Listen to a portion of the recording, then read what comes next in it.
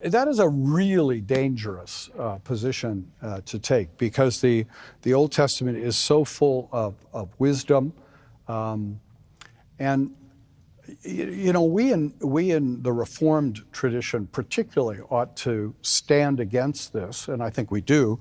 But those of us in the Reformed tradition have always valued greatly the singing of psalms, because they bring us to God's own inspired spirituality.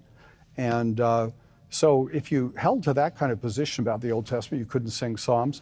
I think one of the great tragedies of the church today, and I think from a historical point of view, we'll look back on this on one of the great losses of the church in the last 50 years, is the loss of Sunday as a Christian Sabbath. And where the church doesn't take time for God, God may begin to stop taking time for the church. The Old Testament helps us to see clearly that the Sabbath is grounded in creation and a responsibility for us to continue to honor and understand. So the Old Testament is so important for us that it's terribly dangerous to go down the path of saying it's irrelevant or passé.